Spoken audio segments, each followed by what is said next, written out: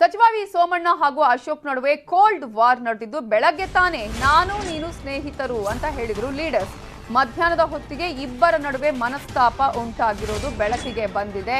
ಇವರಿಬ್ಬರ ನಡುವಿನ cold war ಜಾಹೀರಾಗಿದೆ, ಬಹಿರಂಗಗೊಂಡಿದೆ. ಬೆಳಗ್ಗೆ ತಾನೇ ಸೋಮಣ್ಣ ಅವರ ವಿಚಾರಕ್ಕೆ ಸಂಬಂಧಪಟ್ಟಂತೆ ಪ್ರತಿಕ್ರಿಯೆ ಕೊಟ್ಟಿದ್ರು. ಅವರು ಎಲ್ಲೂ ಹೋಗೋದಿಲ್ಲ, ನಾವೆಲ್ಲರೂ ಒಗ್ಗಟ್ಟಾಗಿದ್ದೇವೆ, ಅವರಿಗೆ ಯಾವುದೇ ರೀತಿಯ ಅಸಮಾಧಾನ ಇಲ್ಲ, ಈ ತರದ ಮಾತುಗಳ ಹೇಳಿದಂತಹ ಅಶೋಕ್ ಅವರ ಮೇಲಿನ ಸಿಟ್ಟಿನಿಂದ ಈಗ ವಾಪಸ್ ಹೋಗಿದ್ದಾರೆ ಸೋಮಣ್ಣ. ಈ ವಿಚಾರಕ್ಕಲ್ಲ, ನಾಗರಬಾವಿಂದ ನಾಯಂಡಹಳ್ಳಿವರೆಗೂ ರಥಯಾತ್ರೆ ಹಮ್ಮಿಕೊಳ್ಳಲಾಗಿತ್ತು. ಆದ್ರೆ ನಾಯಂಡಹಳ್ಳಿವರೆಗೂ ರಥಯಾತ್ರೆಯಲ್ಲಿ ಅಶೋಕ್ ಅವರು ತೆರಳೋದಿಕ್ಕೆ ನಿರಾಕರಿಸ್ತಾರೆ. ಈ ಸಂದರ್ಭದಲ್ಲಿ ಅಲ್ಲಿವರೆಗೂ ಬರೋದಿಕ್ಕೆ ಆಗಲ್ಲ ಅಂತ ಹೇಳಿ ಹೊರಟ ಅಶೋಕ್ ಅವರ ಕಾರಣಕ್ಕೆ ಕೋಪದಿಂದ ಹೋಗಿದ್ದಾರೆ ವಿ ಸೋಮಣ್ಣ. ಅಶೋಕ್ ಮೇಲಿನ ಸಿಟ್ಟಿನಿಂದ ವಾಪಸ್ ಹೋಗಿದ್ದಾರೆ. ಸಂಸದ ತೇಜಸ್ವಿ ಸೂರ್ಯ ಸಂಧಾನಕ್ಕೂ ವಿ ಸೋಮಣ್ಣ ಬಗ್ಗಿಲ್ಲ.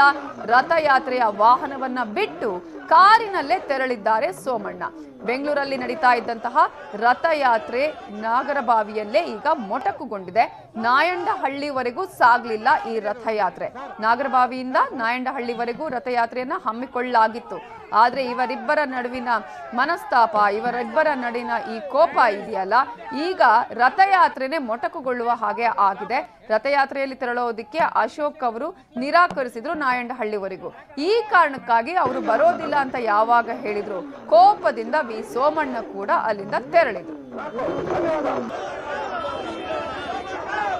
ಇದರ ಬಗ್ಗೆ ಇನ್ನಷ್ಟು ಡೀಟೇಲ್ಸ್ ಕೊಡೋದಕ್ಕೆ ನಮ್ಮ ರಿಪೋರ್ಟರ್ ಕೃಷ್ಣ ನೇರ ಸಂಪರ್ಕದಲ್ಲಿದ್ದಾರೆ. ಕೃಷ್ಣ, ಇವರಿಬ್ಬರ ನಡುವಿನ ಮನಸ್ತಾಪ ಈಗ ಬಹಿರಂಗ ಆಗಿದೆ, ಜಗಜ್ಜಾಹೀರ ಆಗಿದೆ.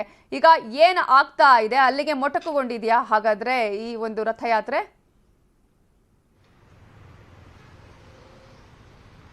ಖಂಡಿತವಾಗ್ಲೂ ನವಿತಾ, ಬಹಳ ದಿನಗಳಿಂದ ಚರ್ಚೆಗೆ ಗ್ರಾಸವಾಗಿತ್ತು ಸೋಮಣ್ಣ ಮತ್ತೆ ಅಶೋಕ್ ನಡುವೆ ಮನಸ್ತಾಪ ಇದೆ ಅನ್ನುವಂಥದ್ದು. ಈಗ ಅದು ಅಧಿಕೃತವಾಗಿ ಬಹಿರಂಗ ಆಗಿರುವಂಥದ್ದು. ಯಾಕಂದ್ರೆ ಸರ್ಕಾರದ ಮಟ್ಟದಲ್ಲಿ ಇವರಿಬ್ಬರ ಮುಸುಕಿನ ಗುತ್ತಾಟ ನಡೀತಾನೆ ಇತ್ತು, ಯಾವುದೇ ಕಾಮಗಾರಿ ಆಗಿರ್ಬೋದು ಮತ್ತೆ ಯಾವುದೇ ಅಭಿವೃದ್ಧಿ ವಿಚಾರದಲ್ಲಿ. ಇವತ್ತು ಪಕ್ಷದ ಕಾರ್ಯಕ್ರಮ ನಡೆಯುವಂತ ಸಂದರ್ಭದಲ್ಲಿ ಅದು ಜಗಜ್ಜಾಹೀರ ಆಗಿರತಕ್ಕಂಥದ್ದು. ಮುಖ್ಯವಾಗಿ ಈಗಾಗಲೇ ವಿಜಯ ಸಂಕಲ್ಪ ರಥಯಾತ್ರೆಯನ್ನ ನೇತೃತ್ವವನ್ನು ವಹಿಸಿರ್ತಕ್ಕಂಥವರು ಸಚಿವ ಆರ್ ಅಶೋಕ್ ಅವರು, ಅವರ ನೇತೃತ್ವದಲ್ಲೇ ಈಗಾಗಲೇ ವಿಜಯ ಸಂಕಲ್ಪ ರಥಯಾತ್ರೆ 4ನೇ ತಂಡದ ನಡೀತಾ ಇರುವಂತದ್ದು. ಇವತ್ತು ಮುಖ್ಯವಾಗಿ ಗೋವಿಂದರಾಜನಗರ ವಿಧಾನಸಭಾ ಕ್ಷೇತ್ರದಲ್ಲಿ ನಡೀಬೇಕಾಗಿತ್ತು. ಕಾರ್ಯಕ್ರಮ ಶುರುವಾದಂತ ಸಂದರ್ಭದಲ್ಲಿ ಅಶೋಕ್ ಸೇರಿದಂತೆ ಎಲ್ಲರೂ ರಾಜ್ಯದ ನಾಯಕರು ಎಲ್ಲರೂ ಕೂಡ ಇದ್ರು, ಸೋಮಣ್ಣ ಅವರು ಕೂಡ ಭಾಗವಹಿಸಿದ್ರು.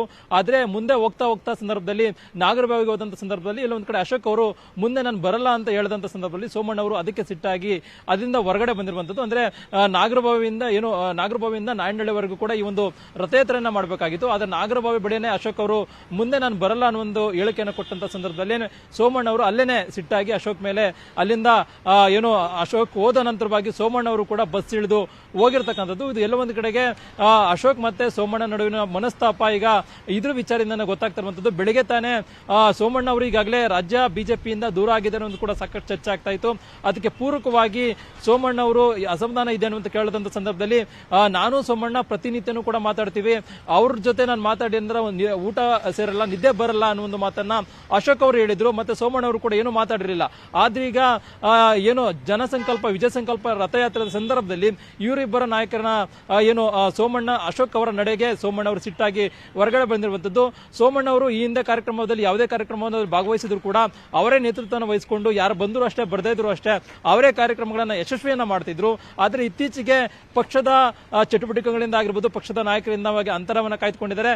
ಮತ್ತೆ ಪಕ್ಷದ ಕಾರ್ಯಕ್ರಮಗಳಿಂದ ಕೂಡ ಆಸಕ್ತಿಯನ್ನ ತೋರ್ತಾ ಇಲ್ಲ. ಇದು ಬಹುಶಃ ಏನಾದ್ರೂ ಸೋಮಣ್ಣ ಅವರು ಕಾಂಗ್ರೆಸ್ ಸೇರ್ಪಡೆ ಆಗ್ತಾರೆ ಅಂತ ಕೂಡ ಈಗ ರಾಜ್ಯ ರಾಜಕೀಯದಲ್ಲಿ ಸಾಕಷ್ಟು ಚರ್ಚೆ ಆಗ್ತಾ ಇದೆ. ಅದಕ್ಕೆ ಪೂರಕವಾಗಿ ಇದೇನಾರ ಅದು ಅಂಶ ಬೆಳಕಿಗೆ ಬರ್ತಿದೆ ಅನ್ನೋದು ಕೂಡ ಸಾಕಷ್ಟು ಚರ್ಚೆ ಆಗ್ತಾ ಇದೆ.